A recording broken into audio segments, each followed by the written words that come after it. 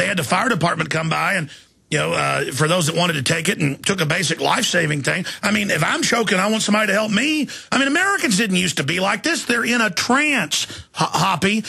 Comment on that, or we'll get a comment from Chris Emery. Cognitive dissonance is what I call it.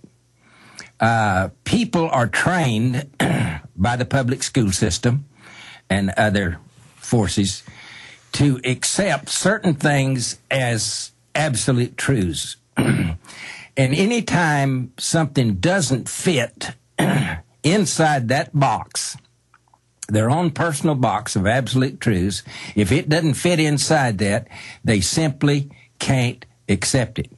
Now, anybody that's gone to a concert and heard those instruments tuning up, getting ready for the concert, understands what dissonance is.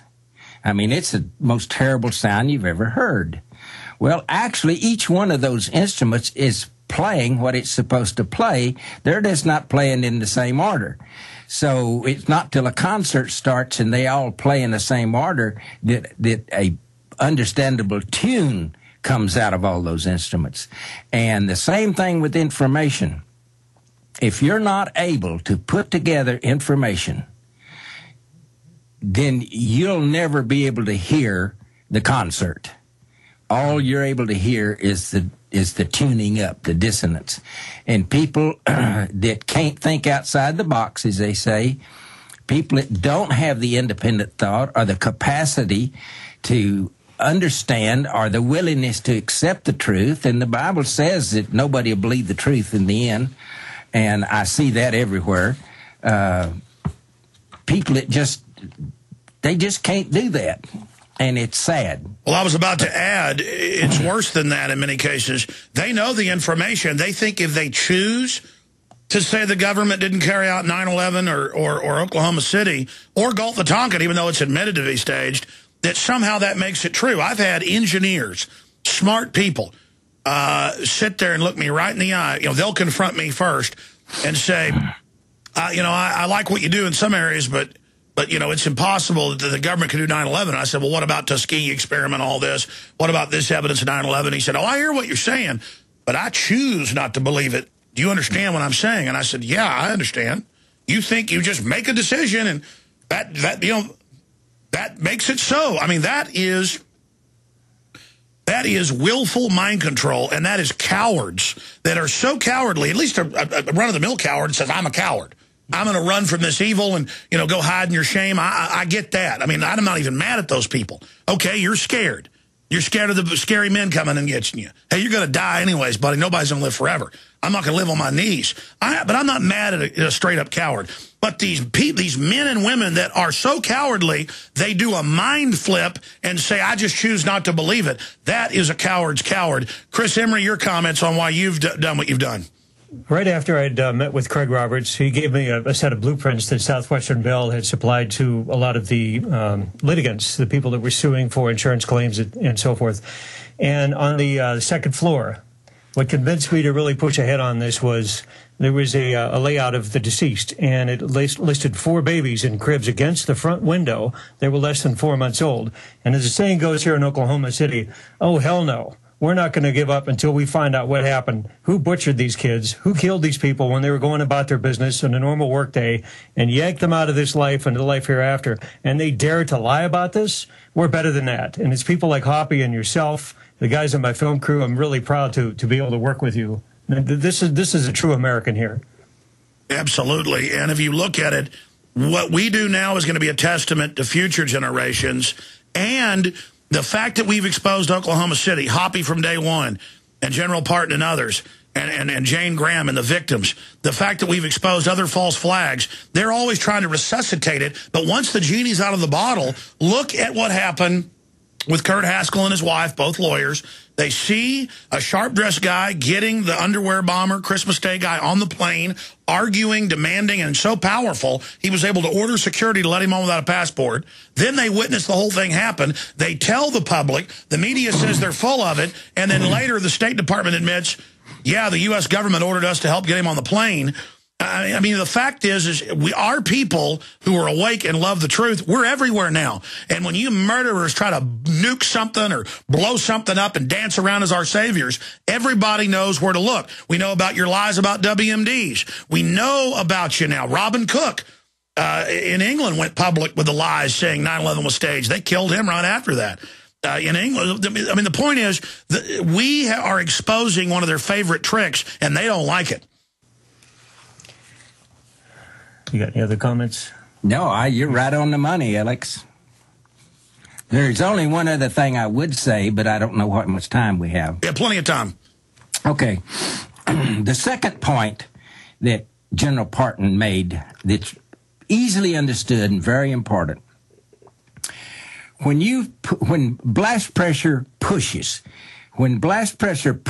against a steel reinforced column and it pushes that column over, it does break the concrete, but it only bends the steel bars inside the concrete.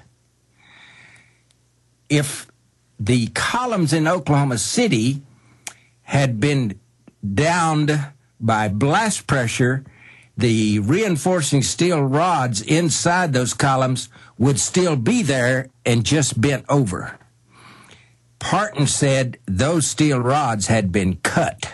You can see the blast points. Only Imperial stormtroopers are so precise. Yeah. So there's a big difference, and I do this in a demonstration sometimes. I'll take two pencils, I'll break one with my hands, I'll saw one in half with a little hacksaw blade, and I will ask anybody in the audience if they could not put those halves back together again correctly. And everybody, I mean, you can look and see which one that I broke with my hands because it's so irregular and so shattered looking, and then the one that I cut is so smooth. It's anybody can put that back together. And why anybody can't understand that when those columns, when that steel rebar inside the column was actually cut, those had to be cutting charges on the column itself. That was not blast pressure. Well, you can see the video and the photos. There's even blast points right there. Expanding on that, why do you think, from your deep research, Chris and Hoppy, why didn't they just go with the truck bomb? That probably would have killed some of the kids and been, still good for them to be able to get our guns and demonize patriots and blame it on us and make people forget about Waco. But why have them go in and wire it all up and all that? I mean, I guess they just wanted to kill more federal employees. Well, because of 93, see, they weren't careful enough. They weren't thorough enough in 93, and they didn't get the terrorist bill passed.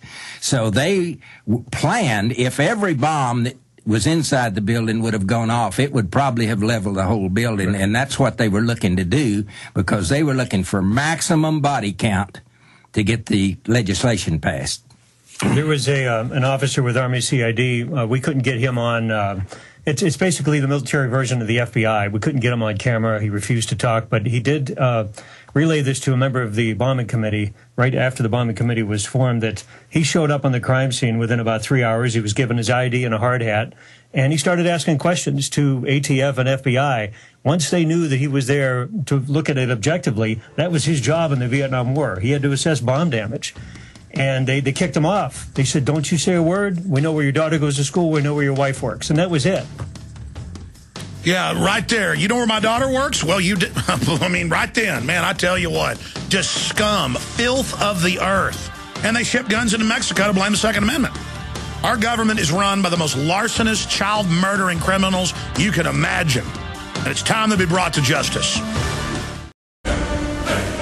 By the way, we'll cover it on the nightly news tonight, but there's articles about more people resigning in connection to Penn State for pedophile rings, and that's come out from other witnesses that originally broke the information and were ignored. Yeah, he wasn't in there raping children by himself.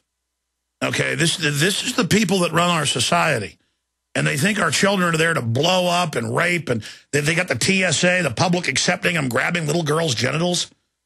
They have men grope little 2-year-old girls. I mean, this is a sick country. This is a sick, sick country. And we've got to admit how sick it's gotten. Land of the free, home of the brave.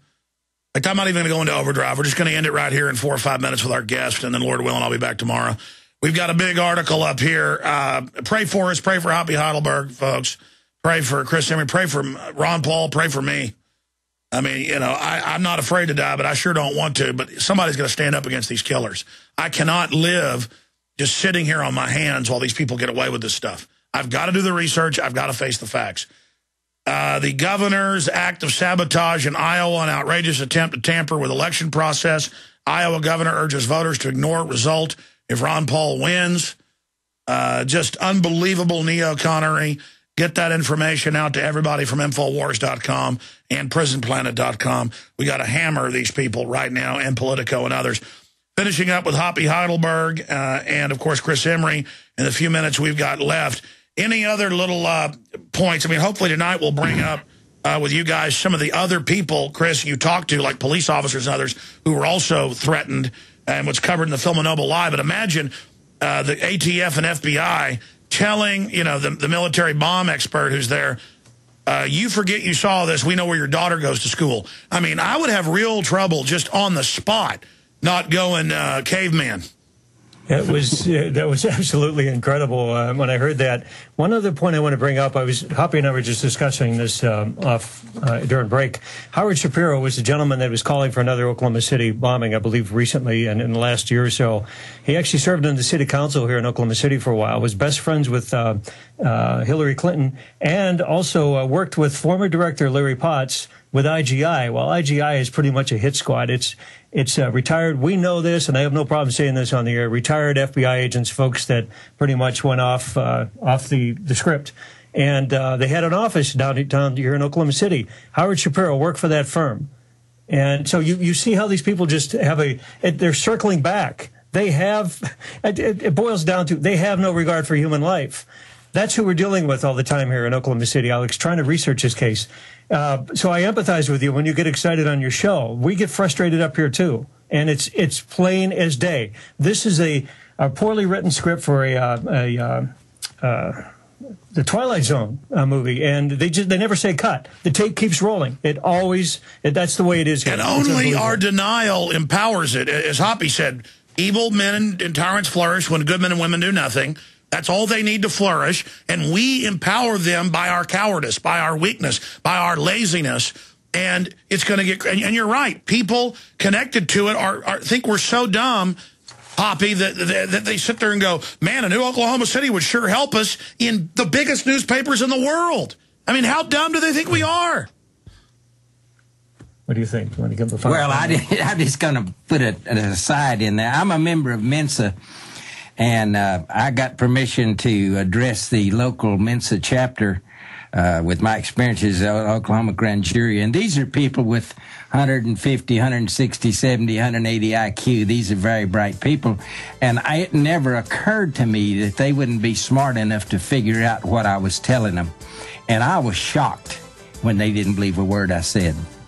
Well, no, they were smart enough to lie to themselves because they're cowards. Okay, plus it's a self-worship deal. I think you pay them enough money, they'll let anybody in. God bless you. We'll see you tonight, 7 o'clock, Hoppy and Chris.